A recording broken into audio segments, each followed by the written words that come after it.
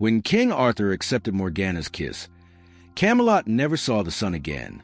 The banners of Camelot once danced in the golden light, their crimson and gold shimmering against the clear morning sky. The streets rang with music, the clang of armor and the laughter of a kingdom at peace. But peace, Arthur learned, is the heaviest crown of all. The weight of oaths, the burden of justice, and the shadows that gathered in the corners of his hall whispered of cracks beneath the glory. It was in those shadows that she appeared, Morgana, no longer the open enemy the court whispered about, but vision draped in midnight silk, her voice promising strength beyond mortal reach. She spoke not of love, but of legacy, of a kingdom unbroken for eternity. All it would take was trust and something more. Before this tale ends, you will see the moment when a single choice, a kiss, remade a legend into a curse. You will witness how light was bargained away for power, and how the greatest king became the keeper of an eternal night.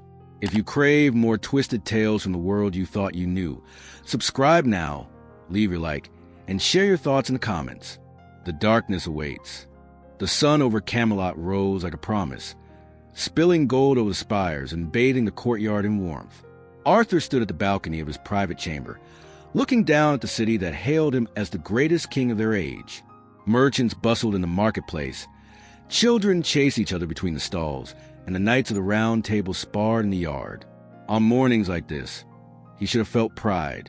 Instead, there was an ache, a heaviness in his chest that no victory could lift.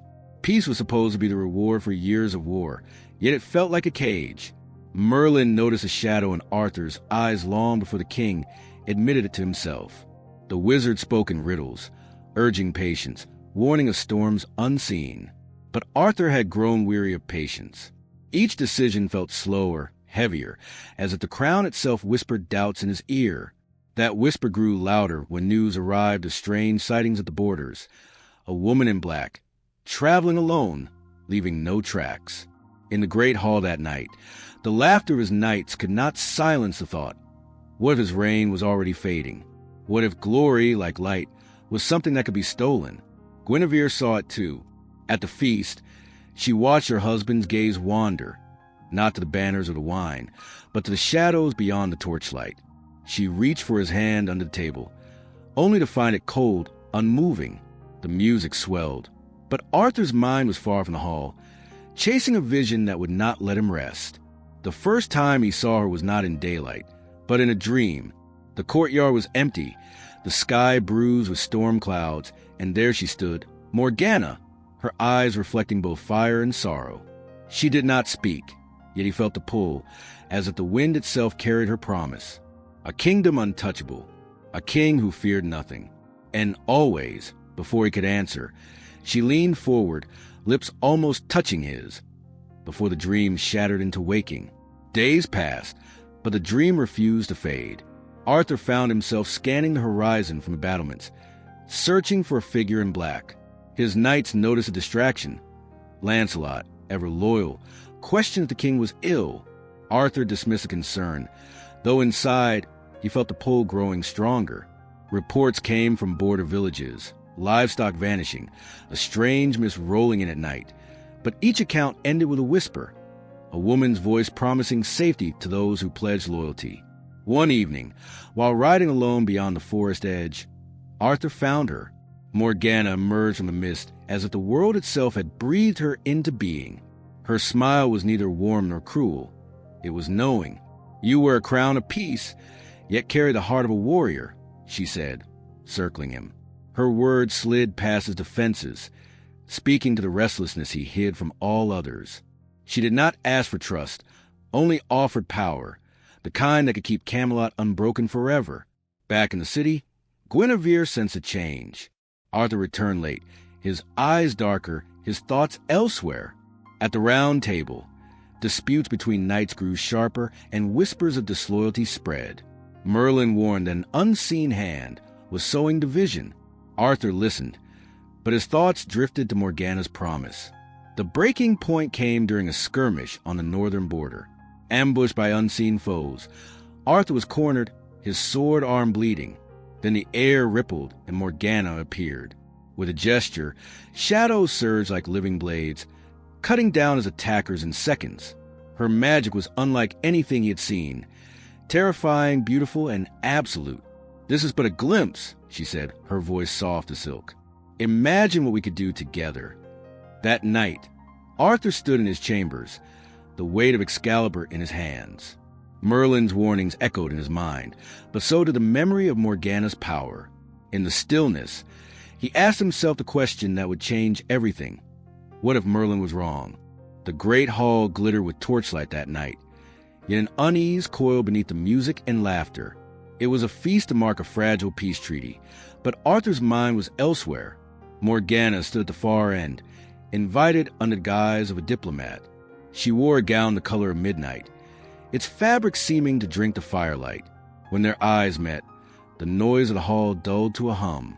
She approached with measured grace, every step pulling him deeper into a choice he could no longer avoid.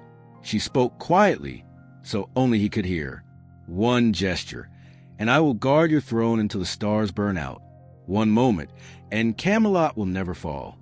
Her gaze locked onto his, steady and unblinking. Arthur's fingers curled around the arm of his chair, the weight of destiny pressing down.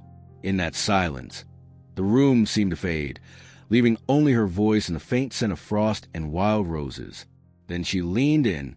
The kiss was no tender act, but a seal, ancient, binding, and irreversible. Arthur felt it surge through him, not warmth but a cold fire rushing into his veins. His heartbeat slowed, yet each pulse carried a strength beyond mortal limits. Somewhere far off, the sound of the wind changed, becoming a low, endless howl. The change was immediate. Outside, the sky darkened as if night had swallowed the sun. Shadows clung to the walls, creeping across the floor. The knights in the hall shifted uneasily, their torches flickering blue. Merlin rose from his seat, eyes wide with dread, but Morgana's smile only widened. Half the round table bowed to her without hesitation. The others gripped their swords, unsure if they faced their king or a stranger wearing his face. Arthur's hand rested on Excalibur, but it felt different, heavier, darker, humming with a new power that seemed to answer only to him. The whispers in his mind were gone, replaced by one clear truth. There was no going back. The war for Camelot began before the night was over. By dawn, the city walls echoed with the clash of steel and the roar of magic.